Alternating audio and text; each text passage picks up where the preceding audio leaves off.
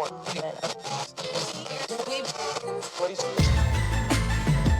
know what it is, black and snerdy, black and snerdy, black and snerdy, black and snerdy. You know who it is, black and snerdy, black and snerdy, black and snerdy, black and snerdy. Ode, Maurice, Ode, Maurice. Maurice, Ode, Maurice, Ode. Black and snerdy, black and snerdy. Black and snerdy, black and snerdy. Hey, oh. Yes, Mo? Are you ready? Let's go! Black and snerdy, black and snerdy, black and snerdy, black and snerdy. It's the Black and Snerdy podcast with Ode and Maurice.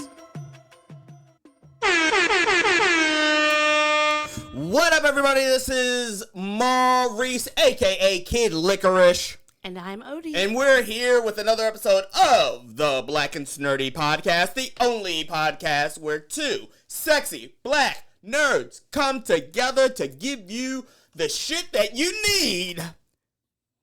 And also a bunch of other stuff. How are you doing? I'm feeling good. I'm feeling great. How are you? I am... You're not going to finish the sentence? It's feeling good, feeling great, feeling great, feeling good. How are you? Oh, I forgot. Look, if you're going to make a reference, you should do it. You should do it. Well, I doing it and doing it and doing it well. And I don't even like LL Cool J. You're right. Yes. But how are you doing? I'm doing all right. I'm you know what? I got to admit, I am I'm mostly fine. Mm-hmm. I've been going through a little bit of backstory, and I'll keep this quick. I've been going through the backlog of episodes that have not been posted up yet. Those will be posted up soon, within like the next week or two. And it's a little bit hard listening to myself. Mm-hmm. Because for those of you who have been paying attention to the feed, the last episode took place during the summer where I was unemployed. Yeah. And immediately after that, there was a rant that I went on about the difficulties of being unemployed. And then just listening back, I could see and hear how the lengthy unemployment had an adverse effect on my mental health and my ability to podcast. Mm-hmm. So it's a hard listen. It is a little bit of a hard hit. It's literally just tracking my mental state. Mm-hmm. But you know, like, but I am in a better place, and I'm feeling good now. Good. Yeah. I spilled water all over my chin, and that's okay. Fresh face. No beard. Look at this. Look at this. Look at this. I look like a little baby. A little baby face. Look at this baby with the stubble. Imagine if you had a baby come out of your vagina with a 5 o'clock shadow. Like, how would you feel? Would be very scary, and I'd be concerned. You would be concerned for yourself? Because, like, if the baby's coming out, its chin is, like, just scratching the shit out of your vagina as it's coming out. I mean, honestly, that'd probably be the least of the worries at that time. I mean, you're like, you know, they're like, okay, so I'll keep this short. One of my close friends, I won't name them, but one of my close friends confided in me not too long ago that they wanted a third child. Uh-huh. They have 2 already. Mm-hmm. They want a third child. And I had to sit there and ask her, but how was giving birth to the first 2? Like, because I remember them telling me that at least one of the births was a fucking ordeal. Yeah. I don't know about the second one, but like it feels like it doesn't necessarily get easy. You're just aware. I mean, sometimes, like, you're just like more, your body is more aware of what the process is. The first time you're scared as shit. Yeah. You're like, oh my God, I'm going to shit. And the next time it's like, oh yeah, well, I should be ready for there's going to be blood and piss and shit. I think the first time is definitely... along with a human life. It's scary. You don't know what to expect. And you could just, like, you read all these different perspectives. And there's a lot of them online. And a lot of them are really scary. Sure. But, like, I think the second time generally is easier depending on the person's body. Like, I know, like, my mom, she said, like, my first sister, like, it was harder for her, but, like, for me, it wasn't the scary part for her, or the difficulty wasn't the birth, it was the fact that I was coming early. Yeah. And that, like, she couldn't, with my sister, she could, like, control her contractions and, like, everything, but for me, like, she just couldn't control me. And I was just like, 1, 2, and here I was. Yeah. So I think that like generally the second baby is easier depending on how difficult the first one was. But being pregnant and having a baby is just a traumatic experience. And I feel like women or people who have children, they want to have another baby because I feel like your body is like, they forget, like you forget the trauma. Yeah, and you shouldn't. But it's like your body needs to forget. Like I was looking at this thread on social the other day, and this woman was like, "Oh, I forgot XYZ happens when you have a baby," and this other one was like, "Yeah, because you're so fucking scarred, you need to forget, and your body because you're so hyped up on hormones, they're just like baby, baby, baby, baby. You're not thinking about how terrible it was. You're not remembering the pain. Like after pain is done." You can remember it in sometimes, but like I don't think that we ever truly remember how good or bad something felt until it happens again. Well, you know what? Like trauma affects people differently, and like some people they have them scars forever. Some people like block them shits out. But you know, it is what it is. How about you hit us up with these questions? Q&A with O&M. Let's see. You want me to go first, or you want to go first? You go first. All right. Who in your family does the wackiest things? Oh man, this is a bit of a bummer because he is no longer with us. But I would say it would be Lando. Shout out to Lando. R.I.P. Lando. A little bit of context. He was, he had his demons. Mm-hmm. He was a junkie. Is that the right term? Yeah. He was a junkie. Okay. He lived as a junkie and he died as a junkie. He was strung out. He was on the streets and shit. Not addict. He was not fucking. He was a fiend. How about that? I think addict is just a fine. He was just a.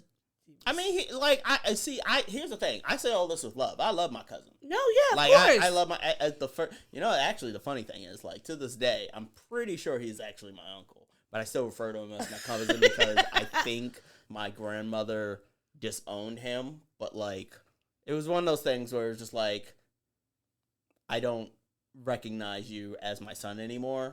But like when telling her grandchildren who this guy is like, oh, this is he's your cousin, you know. So I think it was one of those things. Like he's a family, but he ain't gonna me, you know. Anyhow. But no, he was like he would say the wildest shit. Like I would be walking to the corner store with Pops. Shout out to my grandfather Pops. And like I would just see him, he'd be strung out saying some of the wildest shit before. He gave me some of the best advice ever. I always thought of him as like, I look back at him and I think that he was like super duper progressive, even in the strung out days. He's just like people like just because you do shit like doesn't make that who you are. You have any examples? Yes, no, specifically I'm about to give the example. He was like, just because you do shit, that doesn't make you who you are. Look at me, I suck dick and I ain't gay. And I was just like, okay. And I always remembered that as like we can define who we are. Yeah.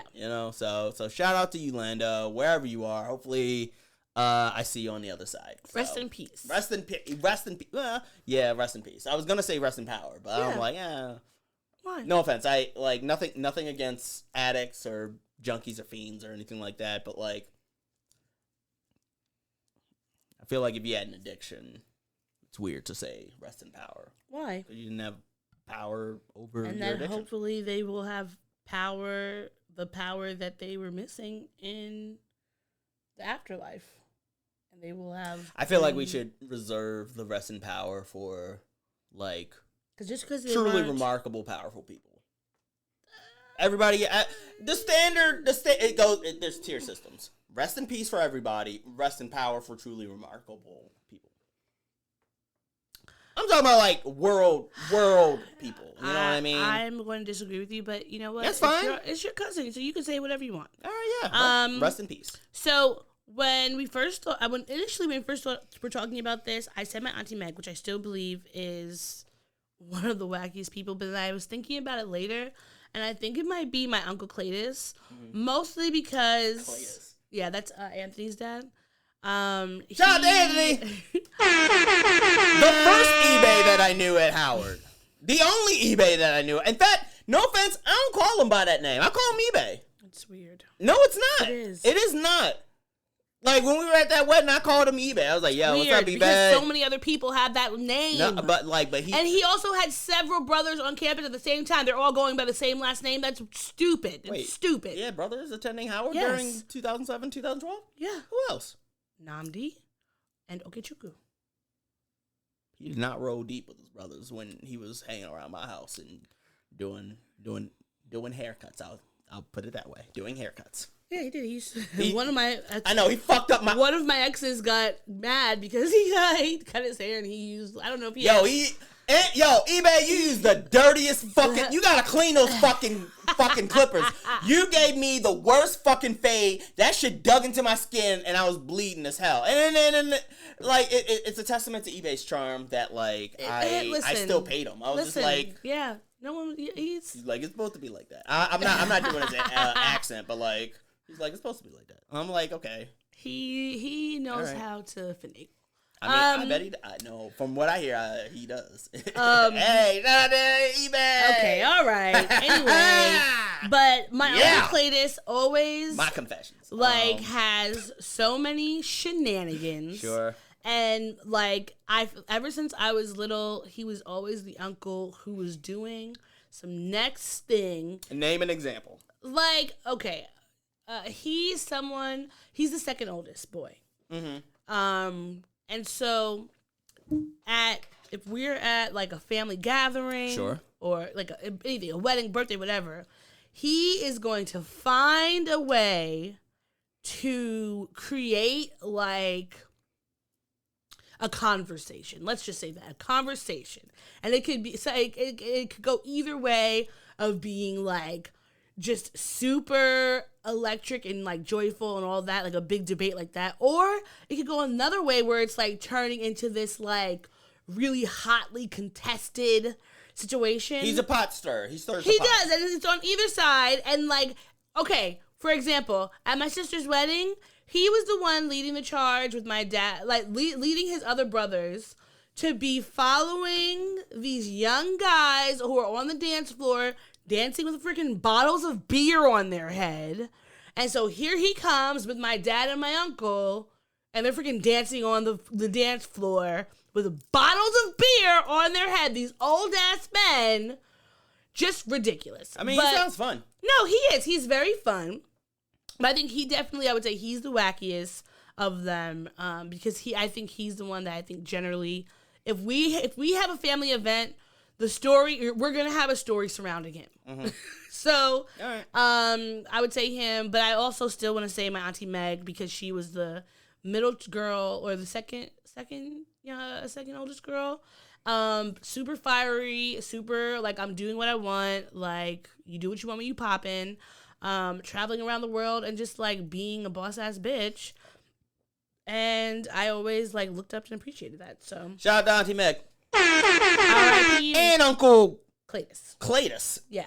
These names, man. Yeah. Nigerians love, like, they love Nigerians and Caribbean folk love Africans, like these biblical ass old people names. Africans and Caribbeans love giving these Christian names, and old as fuck. Like my cousin Namdi, his English name is Cletus, and it's like you would never think that you would meet. I feel like Cletus is like a redneck the same name. thing. It's an old man name. It's like having a name like Floyd. Yeah. Like, that's my pop-pop's name. It's old as fuck. I could not imagine being like, oh, let me get Floyd. Hang out with Floyd. Floyd sounds like a motherfucker who works at a plant. You know what I mean? Like who literally he always has coveralls on. Yeah, exactly. His hands are always smudged. Yeah. Like his feet are beat up like shit. He has chewing tobacco. The strongest Bigfoot toenail you've ever seen, because it's never been clipped in the last 20 years. He shuffles, but you don't want to fight him because he'll definitely knock you out. He wears hard-nosed boots. You know, like not Tim's. I'm talking about like them old. No, those boots. old ones that carpenters wear. Oh yeah, with the steel in the front. Yeah, steel toe boots. Yeah. All right, what's your question? Okay, which elementary school classmate would you like to look up? All right, so here's the. It's weird because like I actually have, thanks to the advent of social media, I have been able to look up a number of classmates, and some of them I keep tabs on, just Because you want to gloat. No, I don't want to gloat. I just want to check to see what's going on. But I won't say her last name, but Earl. She was my bully in 3rd grade. She used to torment the shit out of me. What would she do? She like tease me, make fun of me. Oh wait, no, time out. Lucretia. Lucretia. I had a crush on Lucretia. What'd she do? What'd she do? Yeah, did she tease you too? No. Oh. No, she was just a girl who was just, she was this is a weird sentence to say as a grown adult man, but she was the prettiest 3rd grader I'd ever seen. Oh, but that's sweet. Yeah, and I would bully her and make fun of her. I would tease her, Look. So not much has changed. Yeah, exactly. Hurt people. Ariel, bullied me, and I bullied Lucretia. I have no idea. Bully the ones you love. I have no idea how to spell her fucking name at all. Lucretia? Probably Lacreash. I've entered so many different ways of spelling that into Facebook, and I can't find nary a one in Baltimore. So if anybody from Baltimore knows Lucretia, I don't even know what her fucking last name is. But look, Rashad, I know you watch the podcast and listen to the podcast. If you remember Lucretia's last name, please forward them deets to me. If you could spell her first name, please forward them deets to me. If you get any information, I will hunt this girl down just so I could see how she's doing. Are you looking to make a love connection? Do you want No, not a love connection. No, first off, no offense. Shout out to Baltimore. I love Baltimore. It's where my family is, where my sister is, where my mom is, and everything like that. But I have lived in New York long enough to have a appreciation that leans more towards New York women than Baltimore women. So it would not be a love connection, but maybe just a connection. Maybe see how you doing. Maybe if a friendship sparks from that, you know what I mean? Just keeping tabs on each other. Next time I'm down in Baltimore, we can go to fucking Fridays and grab a drink and chill. Go to a fucking hookah spot or something. I don't know. Fucking hookah. It's fine. Fucking hookah. What about you? Which elementary school classmate would you look up? Samantha. We were best friends from 2nd to 6th grade, or let's say she left in 5th grade. We still remained a little close after that. Which I lost touch. Yeah, in high school, we went to different high school. Well, she left in 6th grade to go to another school. We would keep in touch then, and then we would keep in touch a little bit through high school. But she's never really been someone who'd be on social media. So that was kind of hard. It was she's on there, but doesn't really post that much. So it's sporadic. That's why I was going to say Ariel first, because she's not on there frequently. I'm friends with her on Facebook, but she's never updating, and I don't think she goes anywhere during the summertime, which sucks. And so, because that's the best season to be on Facebook and Instagram is showing what you're doing. Summer pics, beaches, bikinis. You just want to see people in their underwear. No, I want ridiculous. I want to see people in their bikinis. What is the difference between bikini and underwear? Sunlight. The material. Sunlight. The material. Sunlight and location. Underwear. Who's gonna be outside in their underwear? But on a beach. So when you're on a beach, it's no longer underwear. No, it's a bikini. There's layers in the semantics. Semantics. Okay, but no, Samantha and I, we really connected because we were both very bookish nerds. We were both outcasts, and we had. There were not a lot of black kids in my school. Shout out to TLS Black Table and Ariel, who just has gotten engaged, and we had her. Oh yeah! Shout out to you, Ariel. This weekend with was four out of you my looked 5 very friends. nice and very lovely in your dress. 4 out of my 5 friends who I met at the same time.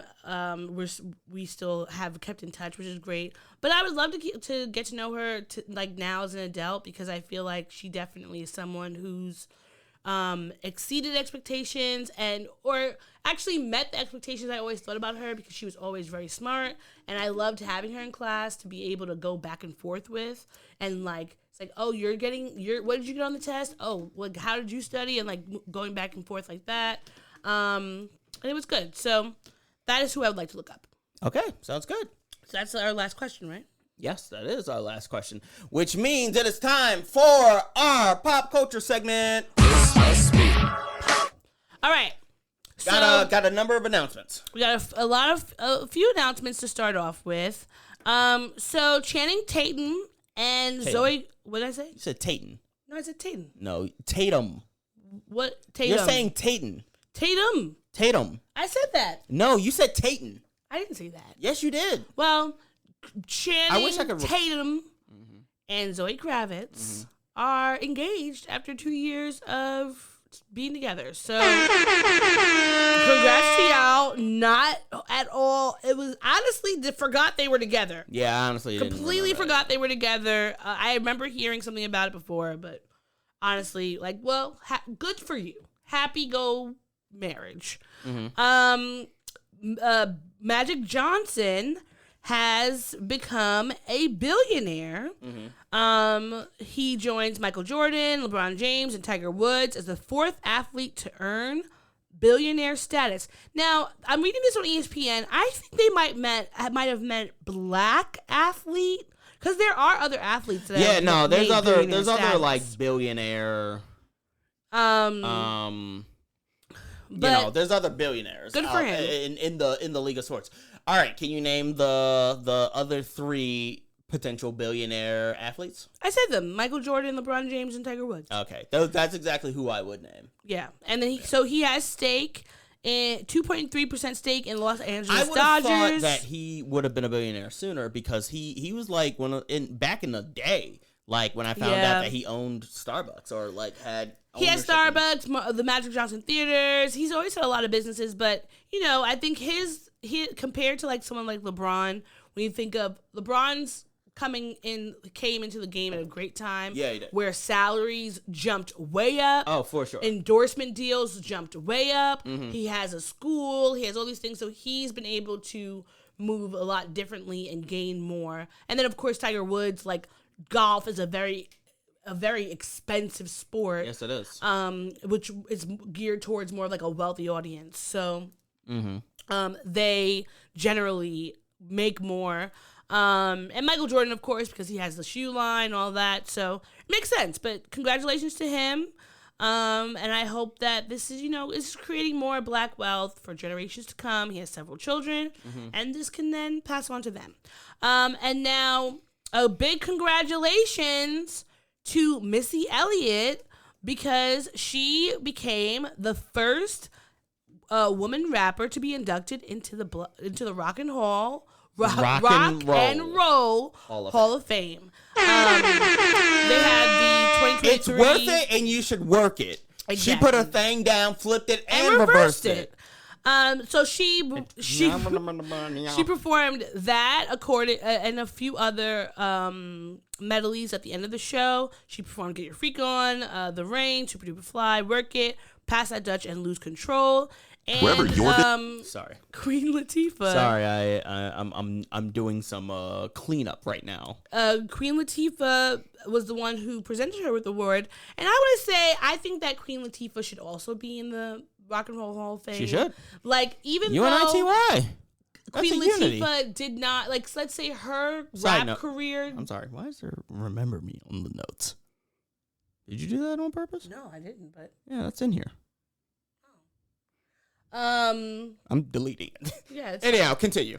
So I think Queen Latifah, even though like her rap career after like say mid 90s, she definitely was more TV film actress, and that's where people really know her for now. But her impact, like her MC Lyte, like Roxanne, like so many of these black women who really pioneered hip hop and changed the game. I think it's important for us to acknowledge them and that they should also be getting awards. But I mean, Missy Elliott is definitely deserving. Yeah. She's the most prolific, I would say. Yeah, because of all the stuff that she's been able to do. And the way that she's really changed music. But yeah, congratulations to her. And shout out to Missy just overall. Again, yeah, I always. still think that we're no longer doing like verses and shit. Did she do a verses? No, she didn't. And again, there's no one to do one with her. Maybe Busta Rhymes. Again, Busta. Like we had this argument on the podcast. I think Busta Rhymes. Busta Rhymes would be good. Would be like perfect because they have the same like sort of funky, eclectic sort of thing. Or I was also thinking, well, no, because she doesn't have the catalog. I was gonna say Eve. No. No. Eve. Yeah. I love Eve, but no. She's a nasty girl, but not on Missy's level. Agreed. But all right, so moving on. Yes. We have some shenanigans that have happened over the last week or so. We're getting into that fuck shit. That I think we should talk about. So Joe Smith, a former NBA basketball player, I believe he used to play for the Bucks. The last team he played for was the Bucks. He and his wife, I saw about a week or so ago, were having an argument where he was mad that she had OnlyFans. Now, I saw this video, and honestly, I didn't really take it seriously. I thought it was a skit. I think it is a skit. Now, I honestly think that this is a promotional tool to promote her. Now OnlyFans. that is what I'm thinking. That's what I'm thinking. They had this argument going back and forth. His wife's name is Keisha Travis. Now she talked to Harvey and Charles on TMZ Live and was basically saying that when Joe's basketball career ended in 2011 after the lockout, he didn't get any more, he didn't really do anything else after that. He didn't want to stop playing in the NBA, but he couldn't get any more roles. And he wasn't really doing anything with his success. Now, she had been a porn star or a adult film worker years prior. She was living overseas doing music. Real? And she said when she came back here, she expected to be able to, like, transition. Still do her music here. And she was like, once she realized who he was, she was like, oh, that's great. Maybe we could get connections and be able to build whatever this life is we're trying to build together. So since then, he really hasn't been doing much. She said they fell on hard times. She's been having to create jobs for them, and he actually works for her company. And that when he wasn't taking the initiative, she was like, well, I have to pay our workers. I have to take care of our family, pay the bills. I'm going to do whatever I need to do. I'm going to create this OnlyFans. She had it on her page, on her social media for over a year. It wasn't like it was a secret thing. He has her social media and all that. And she said the only reason that he found out, allegedly, or made a big stink about it was because a woman that he's been cheating with showed him the video. And that's why he got so upset. First off, this rollout is nasty. It's a very nasty rollout. But I to your point, I said that I think this is also, like, the way that the video looked, like, I think whenever people are recording an argument... Oh, yeah, no, that's some phony shit. Unless it's like, we're going to record something because someone is being shady towards me or I'm worried that they're going to hit me or harm me in some way, and I'm recording it, that's different. But I cannot personally see myself. I'm having an argument with my spouse, and I'm going to take a video take my phone out and put us on live. Unless unless we are having a toxic situation. But I think that on an average couple situation, I'm not about to do that. Like, now, that to me feels weird. Now, accordingly, like, first and foremost, her, I guess, like, when she says she used to be an adult star. Yeah. She apparently went under the name Kiss Major. Okay. But like I'm assuming she did all this shit overseas. because I can't find shit. Mm-hmm. Maybe. Like, and she's also been out of the game for a while, so maybe she has. No, because like, trust me, like, no offense. Look, I'm just gonna shoot straight. Like, if you have ever done porn, it exists on the internet. Yeah. Like, and if you were black and you did porn, that shit is on the internet. Like, the fucking Platinum Booty. Who's that? Or I think her name is either Miss Platinum or Platinum Booty. Uh-huh. She was this one woman who was on divorce court. Mm-hmm. And she was on an episode of Divorce Court because her dude was divorcing her because he found out that she had done porn. And she was in like a booty talk episode with remember the dude who used to look like Lloyd Banks?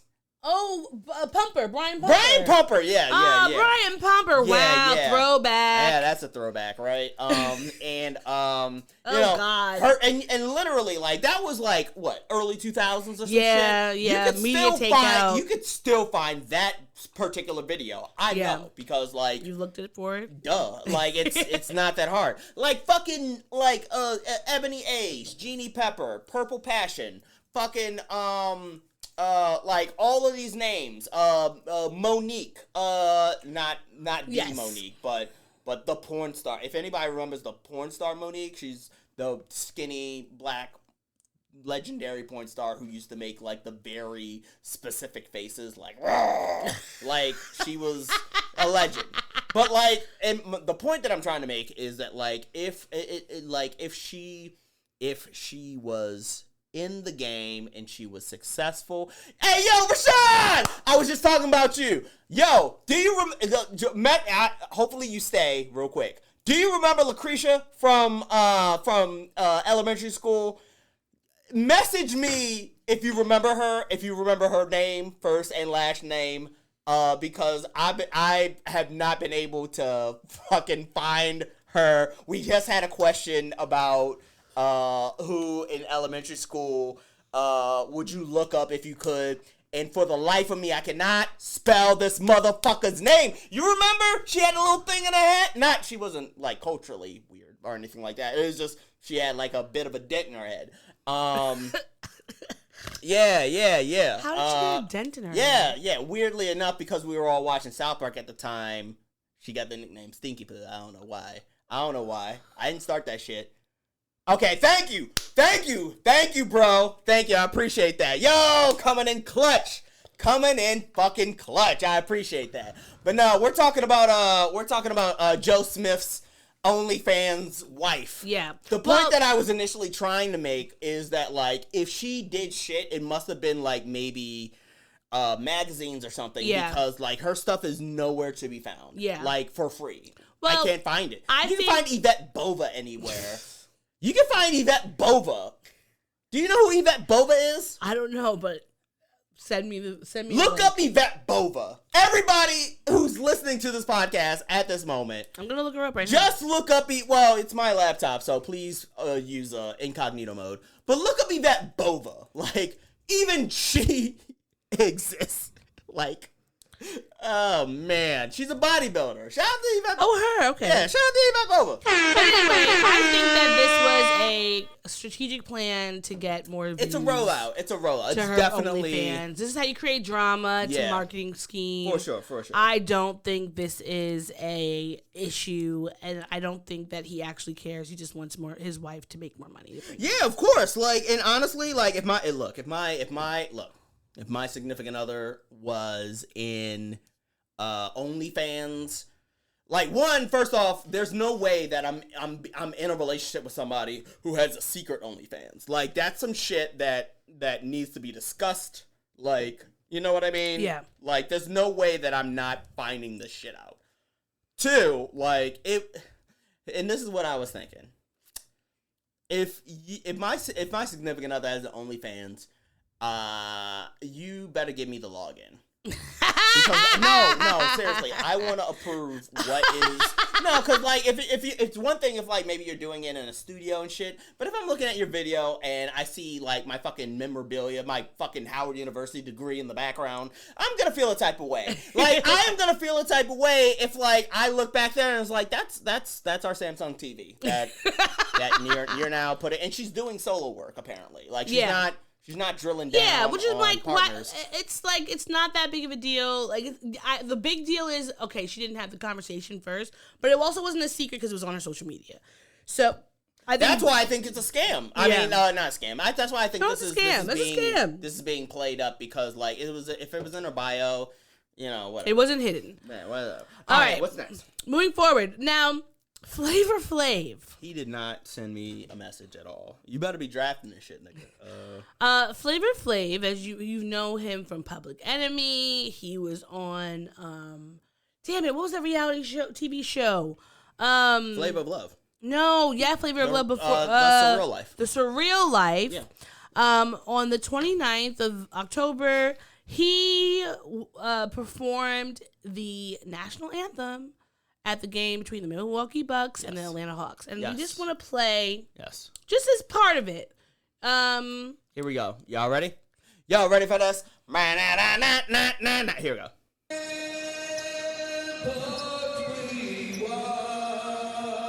We're so gallantly streaming. Sorry. Is the line gallantly streaming? Hold on, I'm gonna look up the lyrics. I don't think so, but continue playing while we're. All right, I'm hold on. And the rockets red glare, the bombs burst, sting in there, gave proof to the night that our flag was still there. All right, honestly, like, two things are happening. One, terrible breath control. And two, like, I know when I've done karaoke enough, and I used to be in Glee Club when I was younger. Mm-hmm. I know when there's nothing more embarrassing than trying to hit a note, knowing, making the attempt to hit the note, unable to hit the note, then you have to go down a note to one that you can actually hit.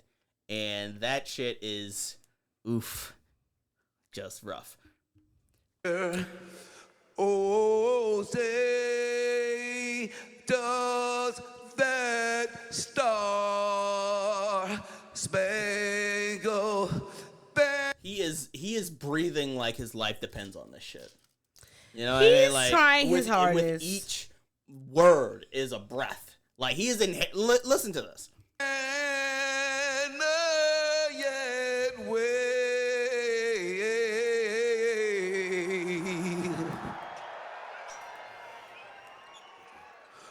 All the land of the free. Take your time, brother. Take your time. The home of the Breathe. brave. All right, dude. All right. Look, you know what? Shout out to Flavor Flav, because like I honestly think that he's a national treasure. And so people were kind of flaming his performance, and obviously, like, he's not a singer. That's the NBA. That's the NBA's fault for hiring a non-singer to sing the national anthem. He sounded better than Fergie. Honestly, I like this mode that the NBA is doing. Like, just let people come and do what they want to do. Let whoever, because listen, Fergie was at the song is trash. It's a trash It's song. a dumb, stupid, trash terrible song, and we celebrating have to hear a dumb, all the time. stupid country. So let's take the fucking honor out of it anyway. Let's take the piss. Yeah, why not? Oh, let's take the piss. Are you having a laugh? Are you having a laugh? Yeah, I am. We're going to take a piss. Are you daft? But listen, mate. Fergie is a singer, and she sounded terrible. So I will take Flavor Flav. He said that this was a dream he's had. It was on his bucket list, and he doesn't care what anybody got to say. And I say, yes to that. We should all take a page out of his book. Do things that make you feel joy, regardless of what anybody else is going to think about them. All right. So, someone who has been having a little bit of a rough week because they can't keep their foot out of their mouth is DJ Akademiks. Yes. Now, he was coming for Little Miami. Did I say her name wrong? Well, you Young started Miami. with J. So. No, I called her Little Miami. It's Young Miami from City Girls. Yes. He was having an issue with her, and then Saucy Santana came in and was like, "Don't talk about my bitch like that. Like, leave her the fuck alone." Yes. Now, if you know Saucy Santana, gay rapper, Material Girls, all that, he never shies away from saying how he feels. Yes. Now, DJ Akademiks responded to Saucy Santana calling him out, and he got a little emotional. All right, you ready? I'm ready. All right, here we go. First off, DJ Akademiks. Okay, never mind. What we got going on? Trying to get canceled to fuck up what we got going on. I'm never trying to get canceled. Say the wrong thing. I know what we got going on. I love it. Now he's crying. I'm trying not to get canceled, but this shit does bother me. Look at that ass too, like y'all. Oh man. Yeah, I tried to lighten it Put it up. like, but, yo, yeah. chat. Just put it Oh, like hold this. on. This isn't the original. This is a reaction to the thing. This is a reaction We'll to just the play thing. it anyway. We're gonna hear. We're gonna hear Bro, with commentary. everything we've talked about, bro, I've never cared about. I don't care what rapper got at me, bro, ever. But like, really, there's certain shit I really don't fuck with in my life, and I would never do. But like, I gotta sit here and act like I know I'm in America. I gotta sit here and just act like I don't fuck with certain shit. I would never like it. My God, this is. You have a sad. cold, DJ? I think it's so Please. angry right now. He would have cried. That's the type of anger you got right Yo, just please. I'm telling you, I hate certain shit to the soul of me. I can't. I'm only pretending because if I say what I want to say, I would never be here for y'all. All right. But that's not my. So he hates gays. He hates gays. He hates gay niggas. He hates gay black people. As a Caribbean dude from New York, He's so is fat thighed upset ass motherfucker, and he's so upset that he because can't say burn the Batiman. Yeah, he can't do that. He's upset because like he would love nothing more than to run his mouth and be like, "Yo, like you're lesser than," and all this other stuff because he knows that the LGBT community would be down his fucking throat. But here's the fucked up part. Like the fucked up part is that he recognizes that he can't say what he wants to say about the LGBT community, but he has absolutely no problem with talking reckless about black women. Well, it's funny that you should say that because He disrespectful to black women all the fucking time. Queen Latifah, and you know Queen Latifah, she never says She anything. minds her own She minds her own business. business, but she reposted a post from the rapper MC Mison from the Bronx. My son from the Bronx. And that said, it's crazy to me how DJ Akademiks is crying, scared to say anything to Saucy Santana because he's a gay man and he's scared of getting canceled. But I said some of the most outlandish, vile, disrespectful, and demeaning things to black women with absolutely no fear whatsoever. This brings me back to the Malcolm X quote: "The most disrespected, unprotected, and neglected person in America is the black woman." And I think that it's just like what I was talking about Drake a week or so ago. When these men they won't buck up against another man, but they have no problem going up against black women and using us as scapegoats or the punching bags for their rage. Yeah. Because they know they're wrong. They know they're getting called out. And he's trying to use Saucy Santana being gay for the reason why he can't speak up. Like, you're just a bitch. You're just a bitch. Look, he's first off, he's already bitch made. Just because, like, no offense. Like, look, listen. Like, from one black LGBT dude. LGBTQ. LGBT. Like I know, even me, I have my fair share of opinions and criticisms about any number of motherfuckers. All right, and I'm in the goddamn community, and but we are allowed to be critical of our own community, and I won't. But here's the thing. Like, he has built his entire platform on speaking from his fucking basement or wherever the fuck house that he lives in, this dingy ass house that don't have no fucking lights or anything. He doesn't have a good mic. Like, he doesn't even have a good ring light. You know what I mean? Like, it's in this. I feel like that looks like my computer. It's weird to think that my setup is probably a little bit better than his. This looks like my computer chair right there. Yeah, exactly. Oh, it really does. But like if listen. You, dude, like, Akademiks. You gotta get some. What? Go back to school. Read some books. Read some books. Like, and also just like, if whatever, here's the thing. If you feel a certain way about Saucy Santana, just go ahead and say it. Just go ahead and fucking say it. Go ahead and say it. Jump out the fucking window and go ahead and say it, bro. Whatever happens after that is happening. But guess what? Like, you won't say that shit because you do recognize that, like, it probably no good. The opinion is fucking fucked up. Because and you'll lose everything that you built. But guess what? If that's the case, then shut the fuck up. I don't want to see you crying on my goddamn screen talking about how I can't say what I want to say. No, shut the fuck up. Either say it or don't, but don't go on a fucking platform crying about how you wish you could say bad things about gay men. Like, shut the fuck up. And at that, also, shut the fuck up about black women. Like, stick to fucking clowning rappers. Because you know that they will fucking punk you the way that Vic Mensa punked you on Everyday Struggle that one time, that clip I always see circulating on fucking Twitter. And Diddy, because the moment... Because when he's talked about Young Miami before and the City Girls before, and Diddy had to got in his ass and he was apologizing. Because the thing is, if you, like, that whole, like, you don't...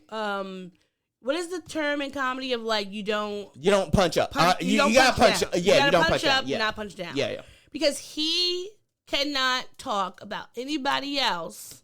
He doesn't know how to communicate, like, oh, I don't like this person because their flow or whatever. He only can go to how they look, something negative, what he perceives as negative, what their sexuality is and all that, how much money they have.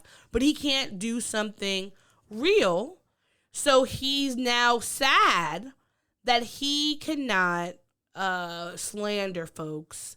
And that's, fuck you. I mean, that's it. Be more creative. Yeah, be more creative. Like, fucking, like, that's the beauty of growing up doing the dozens. Like, you don't have to just, like, go for the low-hanging fruit. You could fucking, first off, you ain't a goddamn DJ. So, I don't know why. Yeah. I blame DJ Khaled for this shit. Like, starting this whole, like, DJ. But the thing is, like, when I was younger, DJ Akademiks people used to see him as, like, because I can't remember what network he was on. It was either Hot 87 or Power 105.1.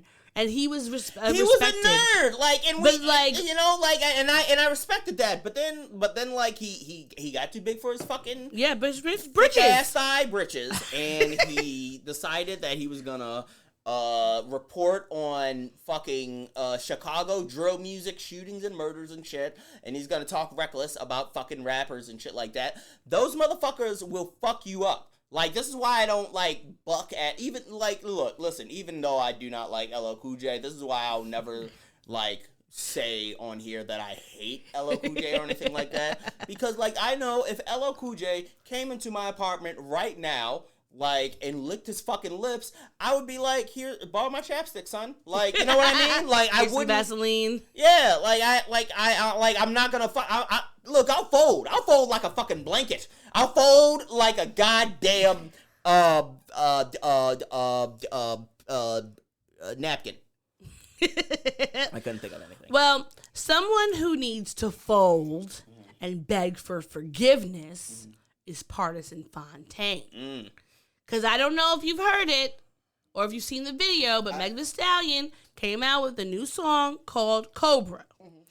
And the song is hard, by the way. The song is great. It's the kind of song that I appreciate from like rappers as they get older. Yeah, and they're like she's very vulnerable. She's very vulnerable. She's talking about like how like nobody like like she was fucking sad, drinking and shit, and like nobody was fucking watching out for her. She survived the fucking attack and shit like that. And the shit is fucking clever. Shit, I would mind you, is more clever. Meg Thee Stallion has her growth as an artist has been more clever than a certain late 30s motherfucker from Toronto who just put out the most mid album I've ever listened to. The mid album on top of several other mid get that shit out of here. For all the hogs. For all the hogs who are just eating trash and eating garbage. That's the name of this episode. For all the hogs. But now one line is what has had people in a tizzy. She said, "Man, I miss my parents. Way too anxious. Always cancel my plans. Pulled up, caught him cheating, getting his dick sucked in the same spot I'm sleeping. Lord, give me a break. I don't know how much more of this shit I can take." So that is alluding to Party, who she has, like, I remember sometime a few months ago, people were noticing she wasn't posting him on her page anymore. Like, they were a very, like, socially active couple on social media. Yeah. She had been connected to a French-African soccer player, I believe. No one's really seen them together.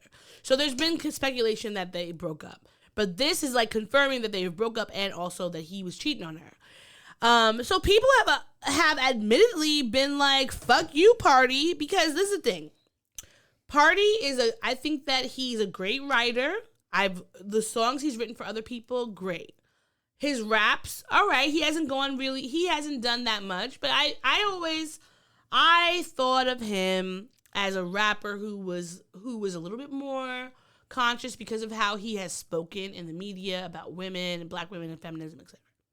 But really just knowing that he's just a fucking snake waiting in, like, riding the coattails of these powerful black women like Cardi B and Meg Thee Stallion, and now here we are finding out that you were being really dirty and grimy to her, and that just grinds my gears. I don't like it, and I cannot wait for your downfall, because Megan has been through enough. Dude, like... How do you fumble Meg Thee Stallion? Yo, I mean, look, listen. Black men... I've been using this reference a lot relatively recently, but Captain America, aka the Falcon, said in the Winter Soldier and Falcon show, "You've got to do better."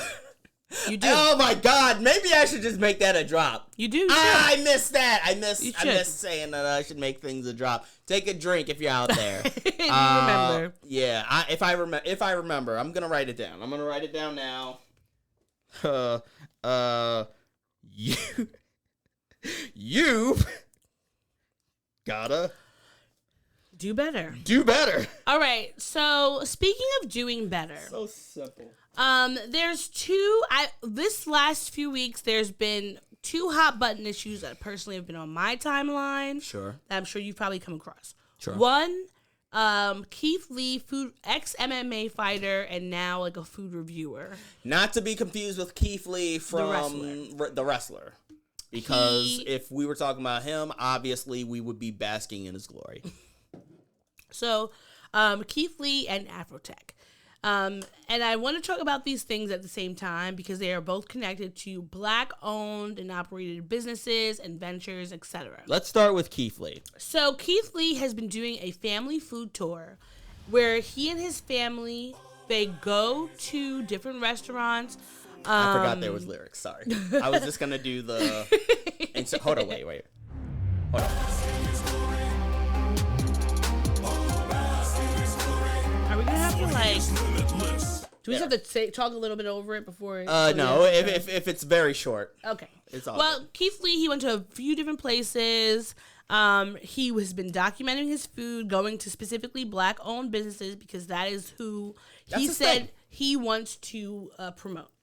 Now, he went to Atlanta, and when he got there, he said just basically, like, he went to Old Lady Gang and The Real Milk and Honey. And he went there, and so he sent his family in, which is what he usually does, so he does not get recognized, because his main thing is he does not want preferential treatment. But he went to both places. When his mom or his wife or whomever walked in, asked for a seat, they were like, 2-hour wait, or we can't do takeout, blah, blah, blah. The moment they found out it was him, it was like, we'll get you a seat in 5 minutes. And he was just calling out the fact that, like, this is not a way to build business, and it's not really that great, and he doesn't want to be treated differently than anybody else. Now, Candy Burris, she owns the Old Lady Gang. She put out a video basically saying, thank you, Keith Lee, for pointing out our flaws. There are things we need to do better.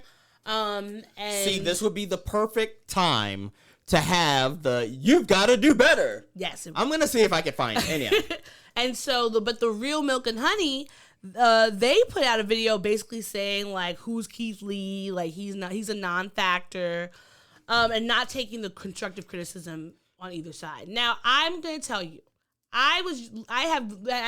you can attest to this, that I have been talking about the quality of restaurants going down for some time, both in New York, Atlanta, across the country, across the world. Because I have traveled around, and I've been to lots of places, seen a lot of faces, and I feel like the quality has gone back down, especially post-pandemic. And he has gotten a lot of flack on this. People are saying, he's tearing down Black businesses, or some people have been gotten real crazy and been either giving the restaurants death threats or his family death threats. So he was like, I might even cancel this whole situation because y'all can't handle it. But I think that it's calling out a bigger issue, and that is connected to Afropunk. Hey, Kirsten. Yo, what up, Kirsten? Sorry, not Afropunk, AfroTech. Oh, hold on. You've got to do better, Senator. So, this past week, AfroTech happened in Austin, and this is something, like, for me, like, I've been wanting to go to AfroTech for some time. It's like any of those career, job, like, specific events where you're going. It's supposed to be good for networking, job fairs, finding connections, finding a job, and really just, like, getting yourself out there. And this person I follow on Twitter named The Job Father, they tweeted out... Great name, by the way. Yeah, it is. AfroTech was okay. The value doesn't match the price paid or expenses. It feels like a social gathering. No real workshops or hackathons. It was all vibes, but when you're charging $800 USD for tickets and $100K to $350K for a booth, you need more tangible results. That's literally, no offense, but that's literally all Black fucking functions. I think that the thing is that, and this is not to say that, I don't think AfroTech is necessarily wrong in creating an environment where you're having all these people in your space, in your field, coming together. You want to have that Black joy to come together, enjoy your time, and have fun. But I think when you, like, I've been wanting to go for several years now as a Black person in tech, and I feel like the price is exclusionary. Because when I ask my company if they're going to sponsor me, I'm not every department doesn't get sponsored. You have to find that. And, like, at most, you're getting, like, a 10% discount, which is not a lot when you have to travel, airfare, hotel, the ticket price. Like, that is a big to-do. And it's not to say that I wouldn't do it, because I've gone to NABJ in the past. Like, that's an expensive ticket, but when you're going there, you're making connections, even though it is a big party. And I think that Black people, we have been excluded out of these areas for so long. We make something for ourselves, but we have to also be aware and acknowledge what internalized classism looks like and how it plays out. Because if you're only making this available for folks who can afford a $600,000, $800,000 ticket or booth price, you're reducing the amount of people who could actually come in. And somebody else tweeted, their name is Rev Nun Wisdom. I won't be tweeting much more about AfroTech, but I'll add this. Y'all have to know that black folks have been the most impacted by layoffs over the last 2 years. Why then would you charge people $800 to $1K per ticket? Is it support or exploitation? And I think that is a good question to ask, because why, if we know that black people are missing in this sector, are needed to be in this sector, would we be creating a price that's exclusionary? Because even when I looked at prices for 2024, a student ticket is $250. Dude, like, that's a lot. All right, this is all I'm gonna say about it. Like, it's like that. I was scrolling through Twitter. Like, they didn't even have like. It sounds like it's less of a tech heavy event. And like the dude said, it's more about creating a fucking vibe. I figured that was the case when they had Issa Rae as like a panelist, making a discussion. No offense to Issa Rae, you're an amazing creator, you're an amazing like artist and everything like that. I don't understand how you have anything to do with the tech AfroTech, sector. yeah. No offense to you, but like I imagine that like the event, if it's AfroTech, it would, in my mind, make sense to be geared towards people within the tech and technological. And there's a lot industries. of black people and in there tech are a lot of that you could have talk that are big names. You could, but it sounds like this is more of like they're moving to Houston next year. Yeah, which people have pointed out that like that's a bad idea because like Austin is a more tech heavy. Yeah, it's a tech hub for there than Houston. Houston is just a good place for black people to party. Exactly. I mean, there's a lot of black people. So it's a fun place, but my advice, and this is what I'm gonna leave before we go on break. If you're just doing it for the vibes and like the networking and shit, and finding people partners, and finding people partners, call it something else. Yes, don't call it rebrand. Or just explain to people what they can expect, because I think call it AfroHub. Yeah, AfroHub. But because I think that like even when I've gone to NABJ or any other conference like CBC or whatever, I think if you are established in that industry and in like your career field, you're going to do well. Yes. But if you're someone who's looking for a job, you'll probably find good connections in the sense of like you're talking to people, meeting them that could bring forth something else moving forward. But if you're jobless, like I don't think these are not the places for you to be, because it is a big party. It's fun. It's informative. They do generally have really good events that you're going to listen to and all that. But I think that we have to think about how we're going to be making these spaces open for everyone and not just people who have already made it. Yeah. You know? Yeah. And that's the same, like across, even with restaurants, we have not had the ability to be in the restaurant industry or the tech industry. And so we may have some pitfalls that are common in the industry, but we have to listen to those, take the constructive criticism, and move forward so that we can be better and have a lasting legacy brand and not just care about pomp and circumstance. Right. But we're gonna take a quick break before Instagram cuts us off. Yes, we're gonna be right back with more of the Black and Snerdy podcast. You're listening to the Black and Snerdy podcast. We now return to the Black and Snerdy podcast. Here we go. You ready? I'm ready. All right. Let me tell you about this girl. Maybe I should. I met her in Philly, and her name was Brown Sugar. See, we been making love constantly. That's why my eyes are a shade blood burgundy. The way we kiss is unlike any other way that I be kissing when I'm missing. Won't you listen? Shit. Hold on. Brown sugar, babe. I get high off your love. I don't know how to behave. Brown sugar, babe. I get high if you don't know how to behave. Want some of your brown sugar. Sugar. I want some of your brown sugar. Sugar. I want some of your brown sugar. Sugar. I want some of your brown sugar. Sugar. All right. We are back with more of the Black and Snerdy podcast. And it is time for the mental health section. For those of you who are in the know or don't know, we are mental health advocates, not experts. We check in with each other every week when it comes to our mental health because we're just awesome like that. Like we value mental health and shit, and it's important to us. Yeah. So we start this off with a question. Hey! Yo, you up here late on a Sunday. I appreciate it. Here. Thank you for being a friend.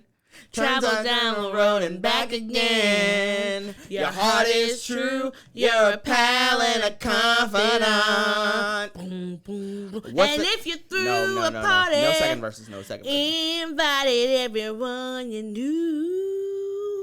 You will see the greatest gift will be from me, and the card attached will say thank you for being a friend. You've got to do better, Senator. I gotta make this drop. I got to. I have to make this drop. It's gonna come in handy so often. It's a good drop. All right, what's the question? Okay. Do you talk about yourself too much or not enough? You know what? When in my 20s, I would say I talked about myself a lot. Uh-huh. I don't think I actually have ebbs and flows of talking to myself too much and not enough. Like I think that and by the way, hello, Original Brett. Yo, hello there. And also it's nice to hear from you too as well because you're awesome, Matt. Met you in person. You're dope as fuck. Yeah, I have ebb and flows where like I don't talk about myself enough and I don't talk about myself I just repeated myself. I have ebb and flows where I talk about myself too much and I don't talk. Like, all right, this would be I think that's a part of manic depression. You know what I mean? I hate blaming things on my mental illness, but I think that is a part of it where like when I am I'm bipolar. So when I'm depressed, like I retreat into myself, and those are the periods where I don't talk about myself enough. Mm-hmm. But when I'm manic, all I want to do is tell everybody the things that are going on with me, and I'm very active and I'm very social, and I reach out to people and text them and stuff. And so, like right now, I'm going through a period. I'm not saying it's mania. I'll say I'm going through a period of social mania. Mm-hmm. Where like I'm reaching out to like all of my close friends like on an everyday basis. Mm-hmm. You know what I mean? Like the fucking Rhondas and the Dannys of the world, of my world, I should say, because my circle is small. And I reach out to them on a daily basis, just like looking to not just engage, but just like let them know what I'm doing. You know what I mean? But if I were to level this out.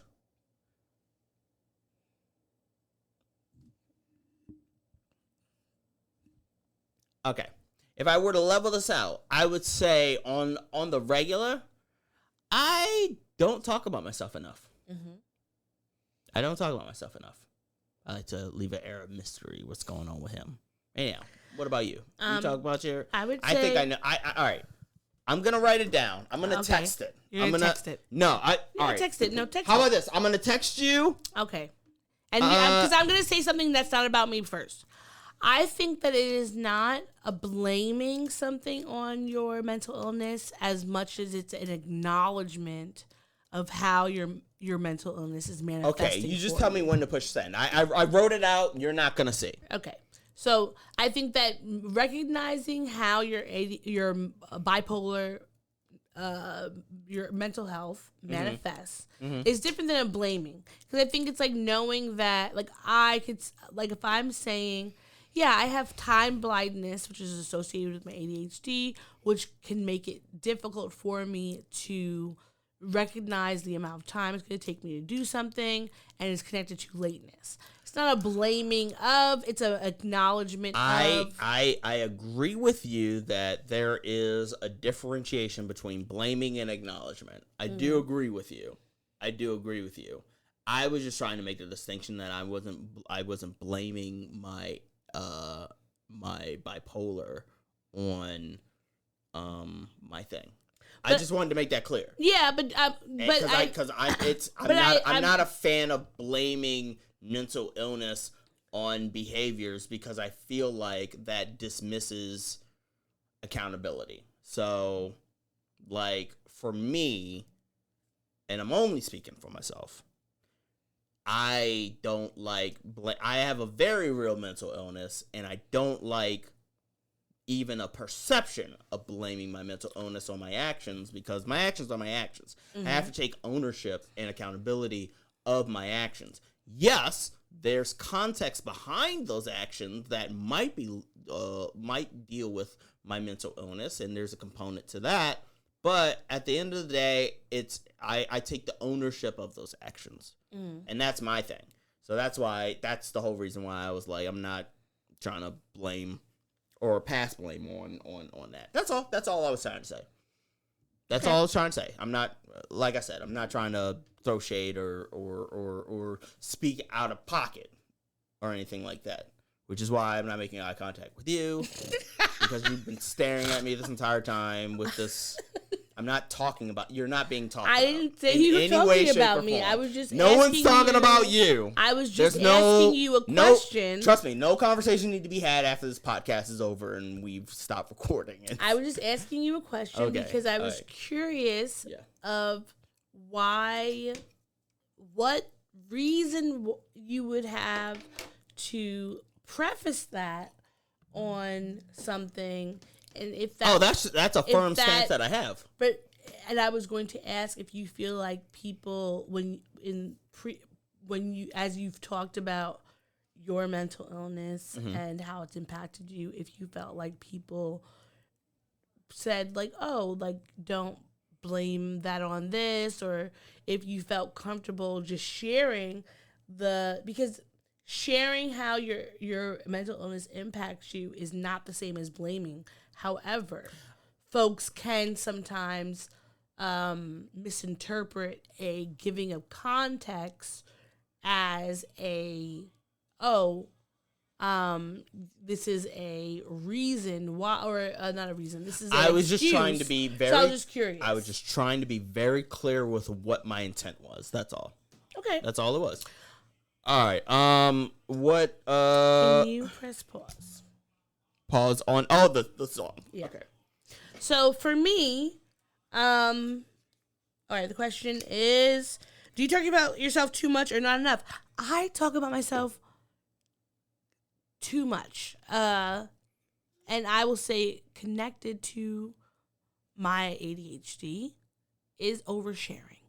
Really? And I will say this: I am a very private person. Okay. So I am very private, but there are certain things that I do not, that I don't consider private, or that I don't feel like shame or weirdness about. Mm-hmm. So I will be able to like share about those way more than other things that I feel like I keep them closer to my chest. Mm-hmm. But because I have, and I don't know if this is like compartmentalization or whatever, but I've chosen the things that I don't mind speaking about, so that when I'm speaking about a specific thing, I don't, because like the amount of energy it takes me to like constrict or conceal it's like a lot of energy for me to do that and to be constantly thinking about. Sure, understandable. I can say this or I can't say that. Yes, so because of that, I think that's why from the outside looking in,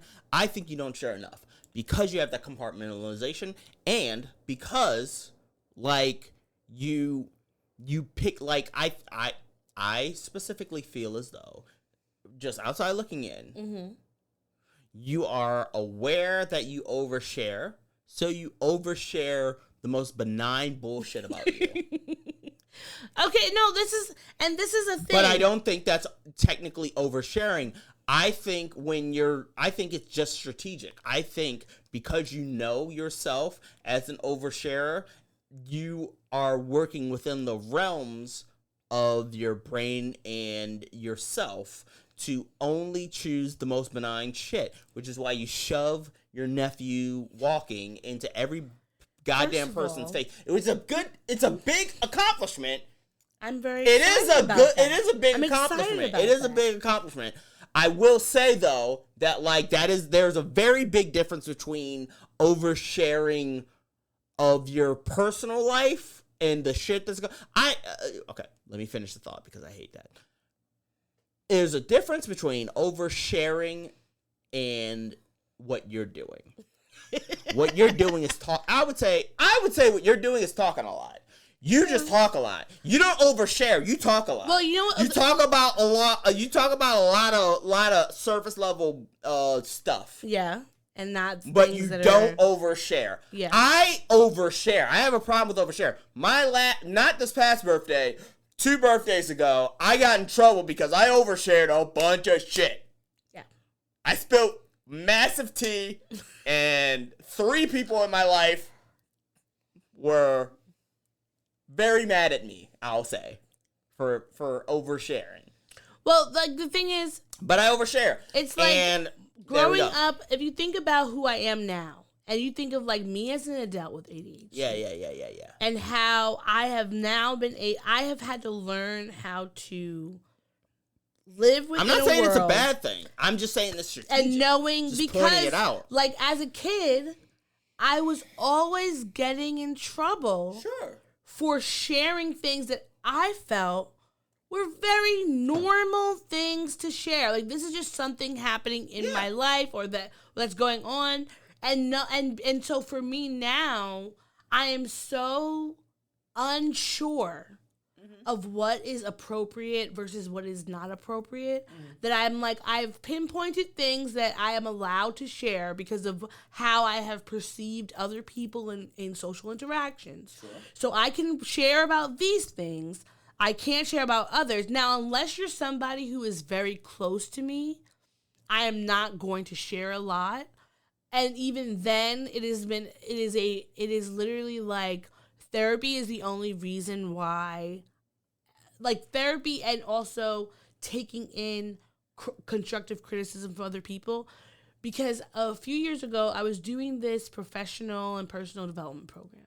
And one of the women in the program, Darby, she told me that I was selective. And then when she said that, I was very confused about what that meant. So I'm not the only person who have told you this information. Yeah. Like, she told me that I was selective, and I didn't understand really what that meant. But as time went by and I realized, like, because of nature and nurture, and because of I won't share things with someone if I feel like they're going to shame or judge me. Okay. Regardless of how close I am, like, if something's happening, there's few people that I feel 100% free to say, this bullshit is going on. Sure. I'm going to tell you about it, here it is, whatever, in any area of my life, because I have experienced so much shame and judgment from other people that I'm like, no, I don't want to share that. I don't want to give you a piece of me if what I'm going to get in return is not understanding, or at least like, well, how, asking questions, curiosity versus someone shaming me over something that happened. So because I feel like there are so many things that have transpired in my life that are not normal, that like I don't want to share those and have people, when people look at you like, damn, that was bad. Like, I don't want to feel that. So I will be more guarded than most. Yes. Especially because I think people probably don't think that I am a very private person because I'm very chatty. But I can chat about the things. And this is why I would say that you are you broad strokes. You compartmentalize, you talk a lot, but it don't mean shit because you're selective with what you will convey to other people. Yeah. You keep what is important to yourself or to a realm of a selective few hundred people, and that is that. There you go. That's it. I see how you slipped that few hundred in there. As far as the mental health is concerned, how is your mental health week going? I feel it's going okay. How's your mental health going this week, I should say? I feel like it's going okay. There's some things that I'm still working on, and I've been having a lot of stressors this week, which have magnified things that, like, I know have not been working or that I have been actively working on, but still have just been stressors for me. And this week has ignited a lot of them. And I think that sometimes for me, when I, like, just talking about shame or judgment is like, I know that there are things that happen to me sometimes. If I were to tell someone, it's like, how did that even happen? And I'm like, I don't know. I think that I don't, feeling like knowing that something sounds ridiculous, but knowing that's the train of thought that I had at the time, but being so used, except for, like I'm saying, these choice few people who have either known me for a long time or just know who I am and I can trust in talking to. And, like, when I was telling one of my best friends, Lauren, I was, like, telling her what was going on. She's like, yeah, that's an Odie thing. It's a very Odie thing to happen. And knowing that, like, having myself as a verb is both, like, it's a little frustrating because I am frustrated.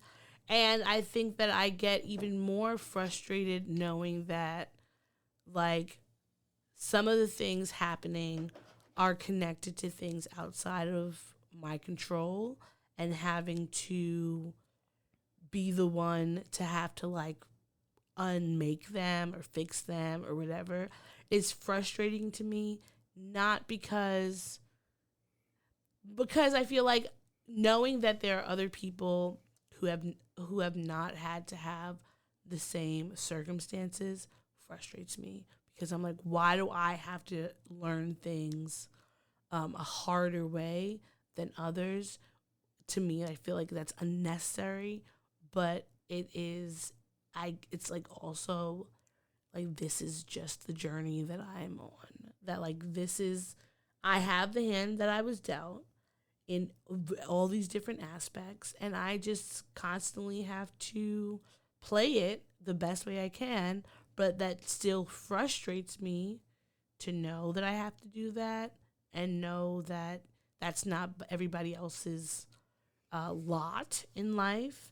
But also that is why I'm constantly working hard to not compare myself to other people, because everyone has their own life to live and everyone's life is different. And I cannot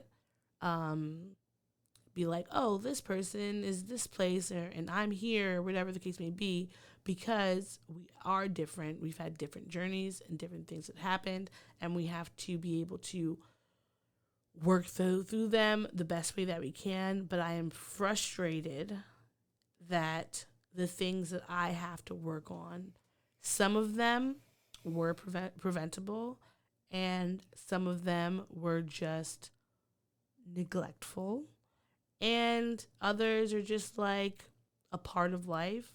But I feel frustrated. That's understandable.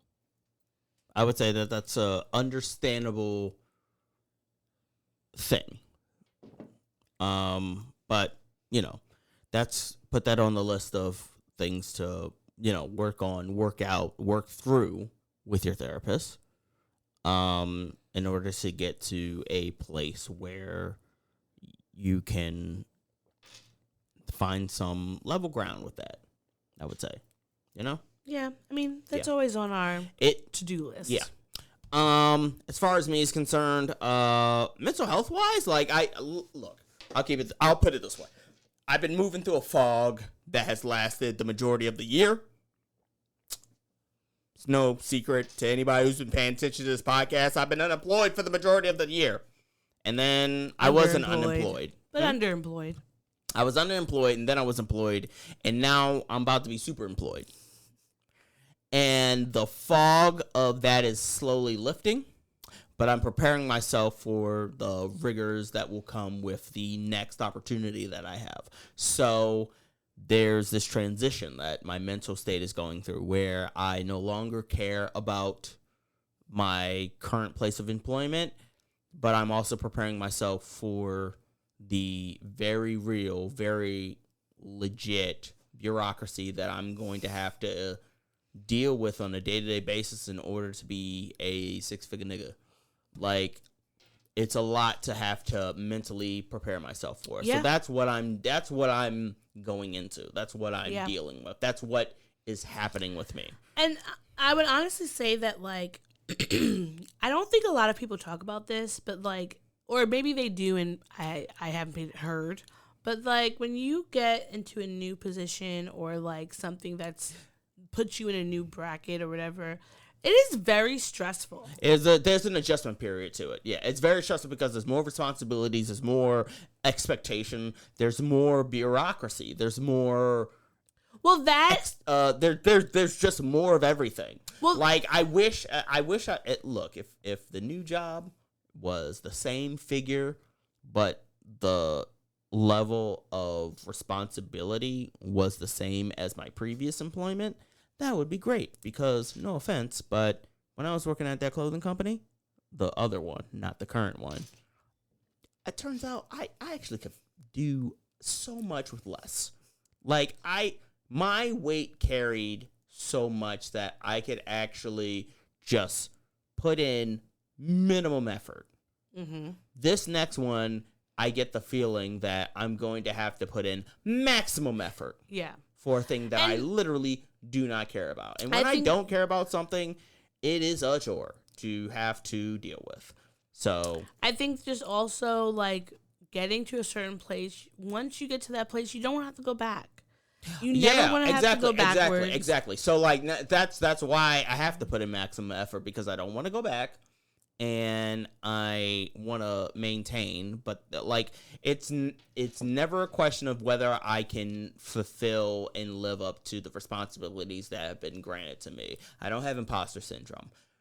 The problem is the amount of effort that I'm extending to a thing that ultimately I have fundamental ideological differences on. Yeah. Because I don't care. Yeah. Like, I truly do not care. Like, look, I'm not going to talk about the company that I'm about to work for, and I'm not about to talk about the position that I'm working for, but just in general, the concept of customer service, I admit that as somebody who has been in customer service since I was 13 years old, I am now at 34 the wrong person for it, because I truly do not give a fuck about the consumer. I don't care.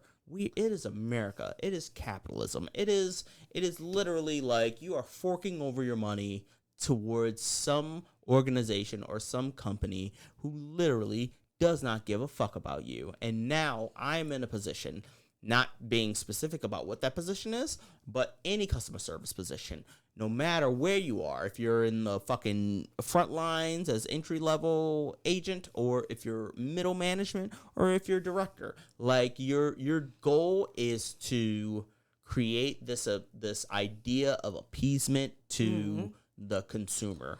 And in this late-stage capitalism game, guess what? It's all fucking for show. Do you really goddamn think that the person who is on the other end of your interaction with a company truly gives a fuck about you, the person, and your issues? Do you think anybody at Amazon gives a fuck that you can't find your package? Do you think anybody at Nike gives a fuck that your shoe was delivered to you with a fucking smudge? Do you think anybody at Fresh Direct gave a fuck about you who didn't get your bag of frozen shrimp, even though you got all the other items on your thing? The company doesn't give a fuck about you, The managers don't give a fuck about you. The agents don't give a fuck about what you're going through. You are taught to give the impression that you care, to teach how to write with empathy so that you don't come off as robotic. And I can go through this whole thing about how, like, I personally believe there's a war within customer service between the consumer and the company. There's like a fucking Cold War. Yeah. Because it's a Cold War of words where motherfucker, like they'll come in, consumer will come in and be mad hot. We'll come in super reasonable. They'll come in with like, oh, consumer rights, and I'll go on my blog and talk about this or whatever like that. And then there's like this like friction of just like, well, how do we deal with this one dickhead who said that they're going to go on Twitter and talk about how bad the company treated them? Who the fuck cares about this one person? It's not 50 Cent saying this shit. It's not Mariah Carey saying this shit. It's not fucking Pete Buttigieg saying this shit. You know, like, do you think, like, anybody who matters doesn't care, quite frankly? That's my thought. I'm sorry. I went on this rant, and I realized that... It's fine. I realized I went on this rant. Look, consumers, you got to understand, you have but so much power. But you do have power. You do... No. Let me say this. You do have power. You have but so much power. But if you divest... You have but so much power. That's the key. You have so much power. You could divest. You could shop differently. You could move differently. Unless it's something like, obviously, You like saying that you're never going to shop at that place again don't mean shit. You just have to do... like You like, saying, as an average motherfucker... It can't be one person. It has to be saying everybody. That you're going to go to Better Business Bureau or consumer rights websites or tweeting about it. It don't unless you are a name. It don't mean shit. It literally you have to means rally nothing. the You people say around I'm gonna tell you. people in my circle and tell my family that I'm not. It don't mean shit to these you companies. Have to rally these companies don't give a fuck about you, bro. They don't. To be able to say no for it to make a difference. So it's like you have to recognize what power you have, and wield it accordingly. Yeah. But also don't let these people fucking step on you.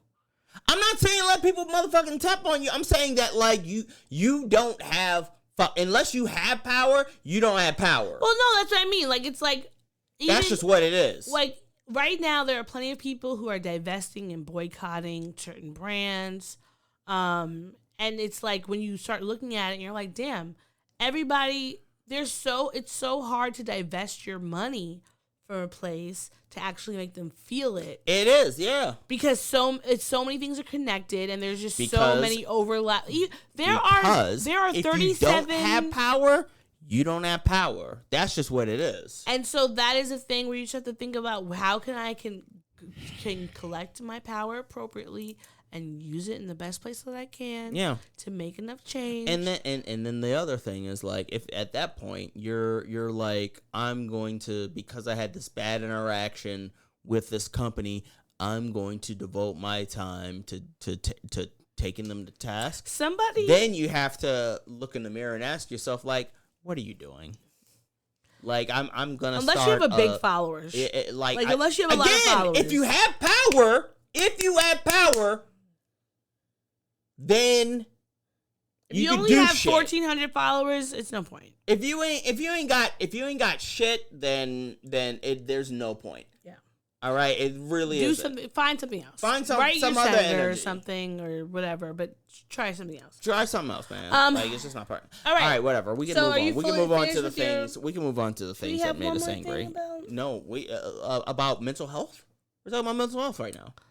There was something, but we can talk about it later, I guess. No, yeah, we don't have time for that. I'm sorry, and that's on me. I will take ownership. I took too much time. I didn't expect to go on a rant about consumers and shit, but this is a thing. It's weird. It's a thing that I'm passionate about, and that I don't care about it at all. Like, it's a thing that I have a strong, passionate opinion about an industry that I wish I wasn't a part of. That ideally, if I had my druthers, I'd be podcasting all day, every day, and getting those 6-figure contracts coming my way. We'll just speak it into existence. We will speak it into existence because, quite frankly, I am not looking forward to giving a fuck about the industry that I'm about to go in. It's a different industry than the fashion industry, but it's an industry that if I am being honest, I also don't care that strongly about. It impacts your everyday life, but No, it only impacts my everyday life now. And I miss the pandemic. I miss it. I was about to say shout out to Corona. No. All right.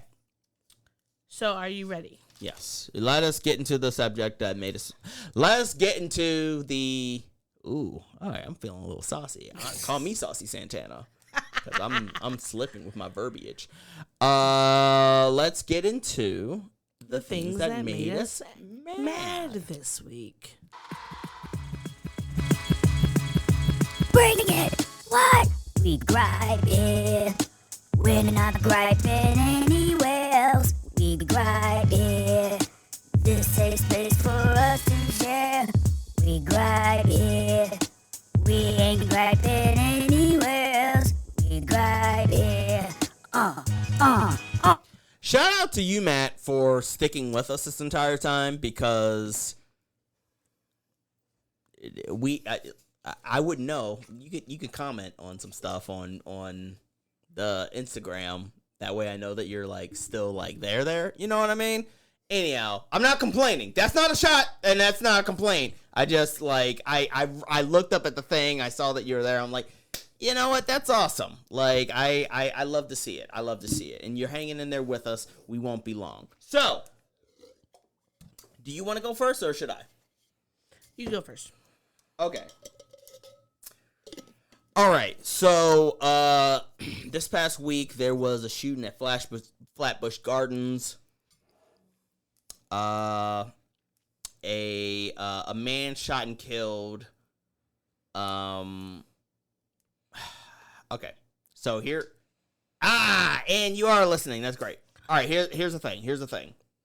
In an apartment building in the Flatbush Gardens complex, a man shot and killed a father and son. I've been getting mixed reports on this, whether it was a father and son or a stepfather and son. Either way, the father was an older gentleman. The son was like in his 20s. Yeah, the father was 47. Baldimi Mathurin, who was 47. His son's name was Modi Chinwe, who was 27. Modi Chinwe, who was 27. Yeah. So here's the thing. There's a couple things that I am upset about when it comes to this story. The first thing is the ease of access to the security footage. There's security footage that shows the entire interaction from beginning to end, which includes the argument that was happening. Apparently, contextual-wise, the dude was a person who lived in the apartment. He had made several complaints to 311 about the noises that were coming from upstairs. He lived downstairs, and he went to confront the tenants who were making the noise. In the video, there is a discussion. The person who was murdered went back into the apartment. He came out with scissors. And he flashed the scissors, got into the assailant's face with those scissors in a threatening manner. The assailant then while the person who was killed had his back turned, he pulls out a gun, shoots him in the back, shoots his son. Like, fucking 8 shells were found. So there's like fucking 4, I didn't count it, but it was 4, let's say 4 to the father, 4 to the son. It's an upsetting video. It's an upsetting video to see. I do not recommend you searching this shit out. I do not recommend anybody seeing this shit. My thing is, one, I am upset with how easy it was to uncover this footage on social media. Two, I'm upset that this shit was just readily available on social media without any sort of trigger warnings. Like anybody searching Flatbush, just like it just happened to be on that day, like could easily see this shit. Like easily you could see this shit from beginning to end if you don't know. Three, I'm a part of a WhatsApp group that I'm not gonna disclose what type of group it is. It don't matter to you. But the nature of the group isn't murder and snuff films and shit. But for some reason, it's just a social group. But for some reason, some dickhead decided to just like out of nowhere, randomly, like amidst all the funny memes of Kevin Hart making like funny faces and shit, like decided, oh, I'm gonna show this fucking security footage of this father and son being fucking murdered. And that was like midday. I'm at lunch, eating my fucking pizza, looking at this thing. This is a fun group. And I'm like, oh, what's this fun video? And I'm thinking, oh, okay, it's going to be some funny shit. You know, it's ridiculous. The guy is arguing with the other guy, and you know, he goes in there. It is ridiculous to threaten somebody with a pair of like big old Bic scissors. You know what I mean? Oh, that's crazy. That's only in Flatbush and shit. And then no, motherfucker pulls out a gun, shoots this man and this son, and I'm like, this fucked up my mind. I don't want anybody to have easy access to fucking murder videos on X, on Twitter, on Facebook, on any platform. Nobody should have access to fucking murders. That shit is not cool. That shit is what fucks up a whole society and desensitizes people. That shit is not cool. Don't share fucking murder fucking videos. Don't do that shit. That's not cool. Like, I understand you want to get the story out. I understand you want to show tragedy that's happening. But these are lives that started at the video and that were ended by the end of the video. I'm looking at dead fucking bodies. It's disrespectful to the fucking victims. It's disrespectful to the people who are coming across those videos. And it's disrespectful to the groups and the timelines that these videos are posted on. Let's not normalize this shit. Like, I know USA is a country that has somehow normalized fucking murder. But let's not normalize snuff films. Let's not normalize this shit. This shit is wrong. It is fucked up. And this is how we create a goddamn generation of desensitized young people who just think that this will be the thing that will create clickbait. This will be the thing that'll get them likes. This will be the thing. Like, I don't want that to happen. So this is my plea. Don't do that shit. And my last thing about this particular topic, the dude, he was fucking murdered by the cops. So, you know, unfortunately, no legit justice will be served. Like, I know this is weird to say, but, like, that motherfucker should have been held accountable for. Like, you don't get to fucking, like, everybody, I'm a nerd. I've read enough comics. I've watched enough movies. I've seen enough stories where all it takes is just one bad day. The dude if he lived in the building, complained about noise, and I understand that sometimes it just takes one bad day to set motherfuckers off. And you have no idea what any human being is capable of. Right? But my thing is this. Like, I do not approve of fucking cops just killing motherfuckers. just whatever. We passed this law several years ago, back in the 80s, where all the cop has to say is, I was afraid for my life, and it's justified murder. Like, and you better believe cops abuse that shit all the fucking time. That's all they have to say is like, I was afraid for my life. That's why I don't respect cops. That's why I don't like cops. All they have to say like anytime I've been stopped by a cop, I stand completely and utterly still. And sometimes even that doesn't matter. But I stand utterly still. I don't reach for shit. I announce if I can reach for shit. I motion that I'm gonna reach for a thing, and then I do that thing, and I don't like cops killing fucking suspects who haven't stood trial, who haven't been booked, who haven't been read their fucking rights, who haven't been gone to jail, who haven't been gone in front of a judge. I don't like that shit. That shit is fucked up. I don't like it. So from top to bottom, this story really fucked me up. I don't like it. So that's really everything that I wanted to say about this particular story. This story just fucked me up all the way around. I'm sorry for the mom and the wife who is lost without her fucking husband and her son who's no longer there. I beg motherfuckers to just be fucking courteous of your fucking neighbors in general. This is not to blame the fucking victims. I'm not blaming anybody. I am saying that literally every villain story is literally just, it took one day, it took 1 minute, it took one thing to happen. You ever see that fucking episode of Degrassi where Rick got slimed and he went, and that was the moment when he decided he was gonna go home, get a gun, and shoot Drake in the fucking spine, and now he's off in a wheelchair making terrible fucking music for 20-somethings just for the stream, just so that he can finger Bobby Millie Brown. Oh, God. That's all I have to say. I feel like yours kind of Trump mine, no pun intended. I have a few hates. They're gonna go from greatest to least in the sense of importance.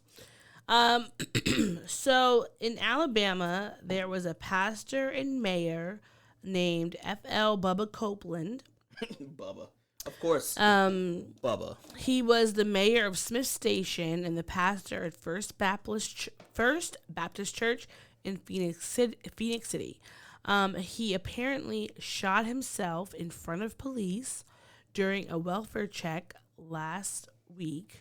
After being exposed by a conservative blog, I'm not going to say the name, I don't want them to get any clicks, that was owned by a right-wing Alabama Policy Institute, and whose top editor is a former Breitbart News contributor. Basically, they put out pictures of him. He apparently did drag on his spare time, and the label that they put was transgender mayor, and just they put pictures of him in his drag and all that. And the thing that I hate about this is doing drag is not something to be ashamed about or feel weird about. It doesn't mean that you're gay. It doesn't mean anything. It just means that you enjoy the art and the artistry of drag, because drag queens and drag kings are some of the best makeup artists, costume designers.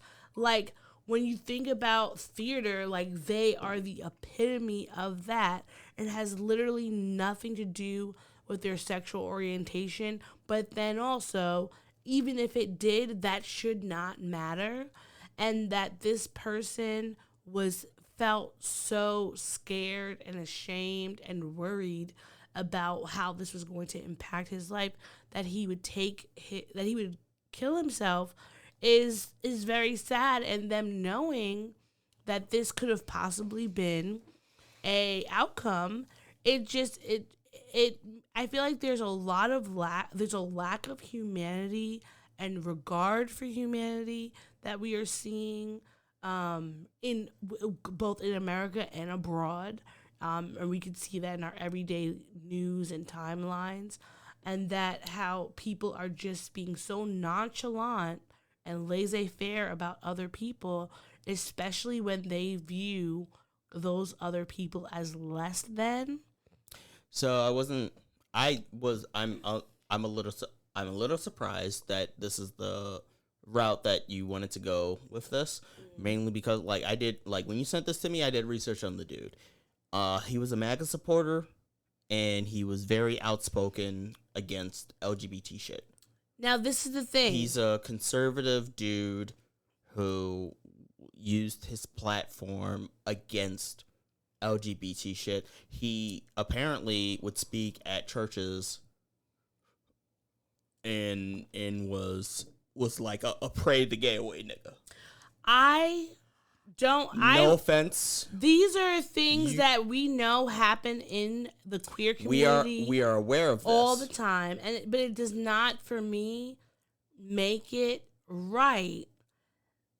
I am not glad that this man felt so ashamed of himself, even if he was straight, and just whether he was straight or gay, whatever it was, that he felt so ashamed because of what our society has put on him, that he felt that he could not live his life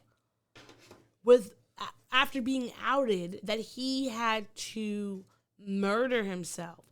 And it is not to say that he is, of course, everything that he spouted was wrong. And in some ways you could say, was this his suicide, but like, is his being outing, was his outing a karmic response to the negativity he was putting out there, but showing how hateful this country is in some places, that someone coming out would spur them to kill themselves over something that is so normal and natural. We didn't come out that he was a sex offender or a murderer or a cannibal or something that people would be like, oh, that's crazy. I see what you're saying, but I'm gonna have to be in disagreement with you, and here's the reason why. Like, it's one thing. First off, that publication was wrong for outing somebody in general. Like, nobody should out anybody unless they're ready to be outed. So I'm against that. His thing was cross-dressing. I don't even think it was a drag queen necessarily. I think it was just that he was wearing, but they called him a transgender drag queen. That's what they called him. But from all the research that I've done, it literally was that, like, he was just known to wear women's clothing and wear women's underwear. That was his thing. That was it. Social media and all that. And that was it. And that's fine. All of that is fine. Do what you want. Everybody should be normalized to do what they do. Yo, sup, man? Still waiting for that message about Lucretia, whatever. Girl with the head, whatever. Like, still waiting for that message, dude. Still waiting for that message. But I'm in the middle of a rant, so I have to go back to the rant. So, my apologies, but I saw you in the Instagram. I had to say, I was looking for that message. I still haven't seen it.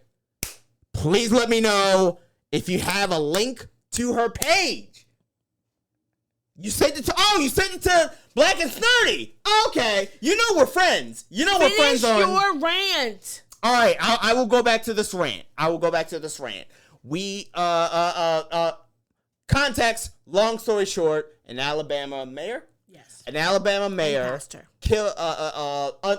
Alabama mayor and pastor unalived himself after being told that he was going to be exposed for enjoying cross-dressing. What I'm saying is this. The person... There's nothing wrong with cross-dressing. There's nothing wrong with doing that shit. Whatever you do what you do. In his alive state, as a conservative mayor with the power and the platform, he used his platform against LGBT people, against fucking like minorities. Yeah. He used his platform to talk in religious circles at churches and shit against that shit. So because of that, I don't feel sympathy. I don't feel sympathy that he was gonna get exposed and he decided to take the suicide way out and do that before he got exposed. I'm sorry. It sucks. It is unfortunate. I do believe that there's nothing wrong with cross-dressing. It sucks that conservative people tend to be on this fucking thing where they are in the closet doing dark shit and can't just be the person that they want to be because they have aligned themselves with a fucking party who are ideologically opposed to the thing that they like. It sucks. But what I will not do is feel sorry or even empathy. You get some empathy, but you're not getting any empathy from me when you actively use your platform against the very people that you are in the closet aligned with. If you are actively doing harm against those people that you are in the closet secretly, like, share more commonality with, and I'm not blaming society for it either. I refuse to blame society for that shit. Like, we are now at a state where we know that all this shit is systemic. All of it. And we have the power. Anybody in power has power to individually make choices to be either a part of the system that goes along, get along, or push against it, or even make modicum changes. He could have easily come out and been like, yeah, like, I can see a world where he could have been like, you know what, I dress in women's clothes, but I still think that abortions are wrong, or whatever conservatives fucking feel like. You know what I mean? Yeah. Like, that's a world that exists now, because we have technology and we are knowledgeable about that shit. Mm-hmm. But he used his platform against those fucking people. And I have to feel sorry just because he was a part of the team and he felt like he had no way out and he ended himself. Sorry, no. You get no love from me, sir. I don't wish hell on you, but you don't get love from me. You don't get love from me. You don't. I agree with what you said. You don't. So. And I think that my anger is more with the overarching issue of bigotry versus him, because it's like if you do dirt and dirt comes back to you,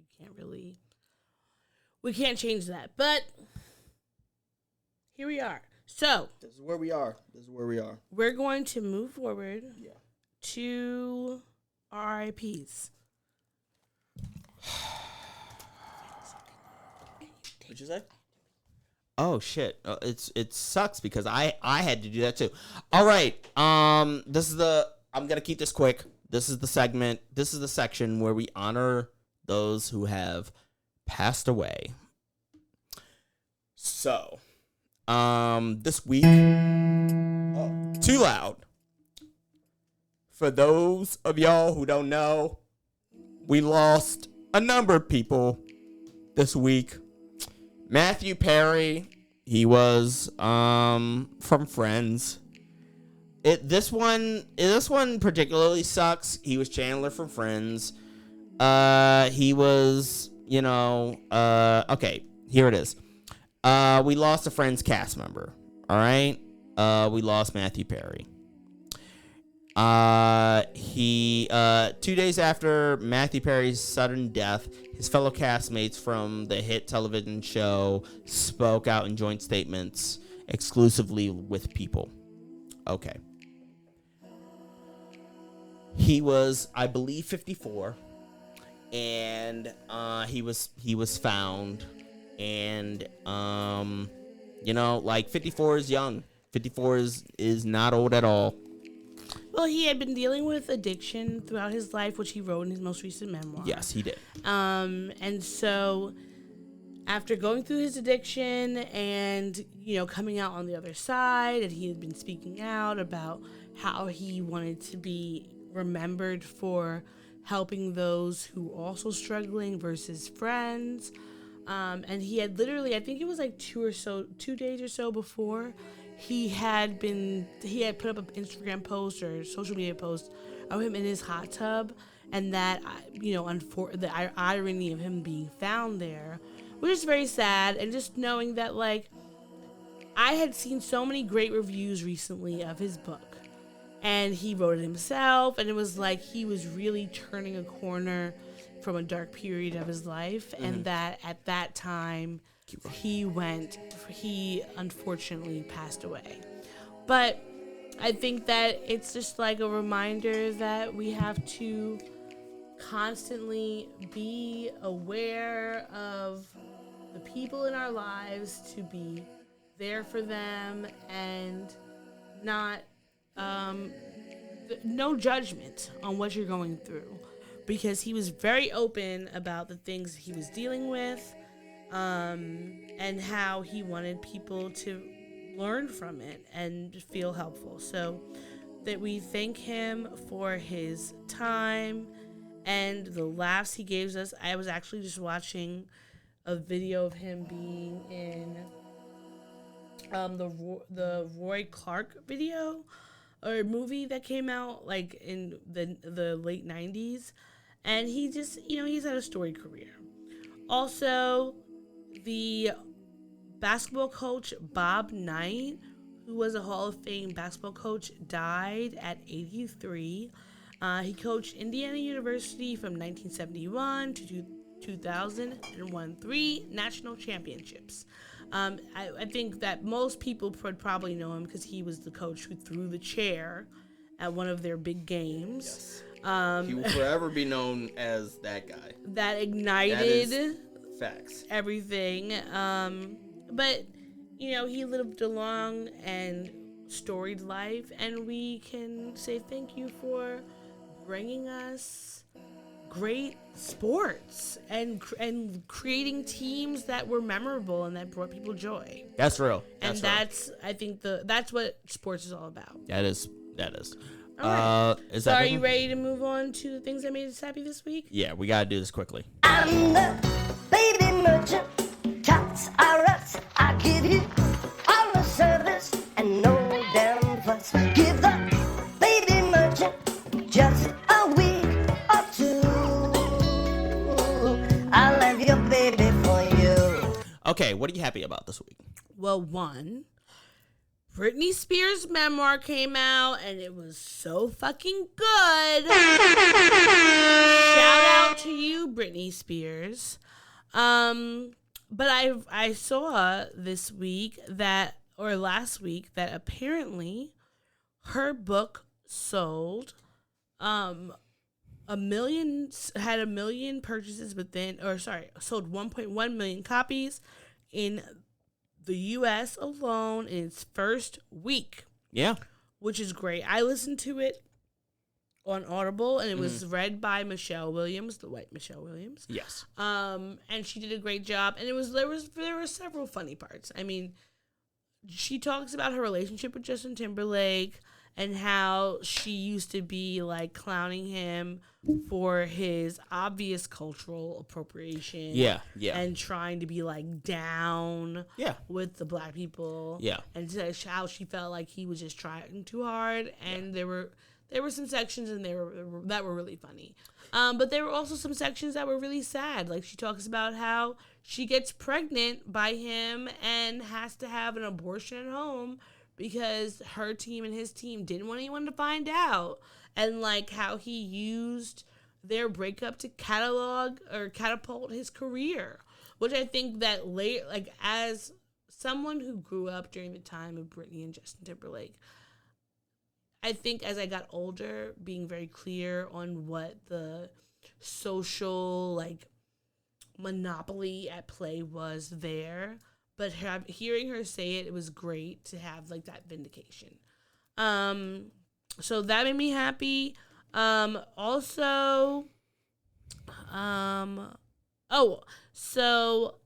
one good bit of tech news that I thought was dope this week was Sarah Bond, a black woman, has been named the new president of Xbox, and she's the first black woman in the role at a major gaming company. So, shout out to you, Sarah Bond, for being a dope-ass black woman and bringing your black girl magic. Maybe you can bring some AAA games back to Xbox, because quite frankly, I'm like, as far as next gens, as far as buying next gens, like there was a time where I wanted all three, and now I only want two. I only want the Nintendo Switch and the PlayStation 5. PlayStation 5 first, then Nintendo Switch. At no point in the last 7 years have I wanted the Xbox One. Well, and I have technically an Xbox One. Yeah. That's because Gina gave it to me. Shout out to Gina. And her badass son that she was like, oh, I'm giving this away. What things are making you happy this week? Okay, so shout out to several of my friendships. Oh, say it. Go ahead, say it. Kada took his first steps this week.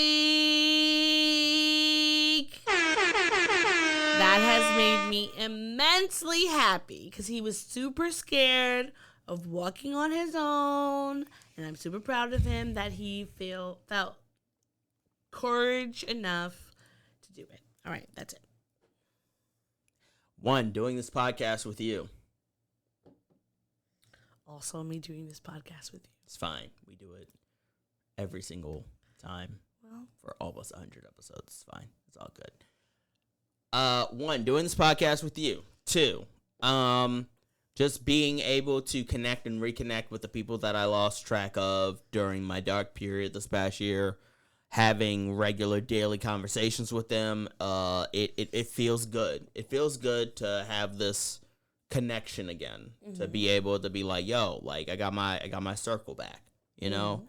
And 3, and lastly, I had a fun time with you seeing your origins. It was a 20-minute session, quite frankly. And if I'm being honest, didn't get that much information. Not really. We came late. They left early. Ships passing in the night. But I got enough to confirm some of my suspicions about this one. So that's all that I'm an easy motherfucker. Shout out to you, Ariel and Raymond, on your engagement. Yo, y'all are gonna have a fun wedding. Shout out to you, Jaleesa, for finishing your second round of chemo. And shout out to the rest of my friends, just being you, because I love y'all. Yes. Which one was the one that I was like, oh, you're super nice? Remember I was taking a picture? Abigail. That's Abigail? Yeah, that was at the end. Yeah, I was like, yo, like, do a mean picture. Like, I wanted to say badass bitch picture, but, like, I didn't want to say that. So I was just like, yo, like, mean mug. And she still smiled, and I was like, oh, yeah. You're a nice one. She's a cutie pie. Yeah, she's a... Where does she live? In Elmont. Ugh. No offense. But she drives. So? Doesn't mean anything. No offense. Like, you drive. No, she comes out to Brooklyn sometimes. Her church is in Brooklyn, so she doesn't mind coming out here. She lives in Elmont and her church is in Brooklyn? Yes. That's how it happens sometimes.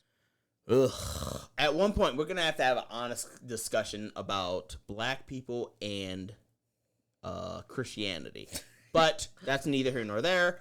Everybody, thank y'all for watching another episode of the Black and Snerdy podcast. We will be back next week with exciting stuff.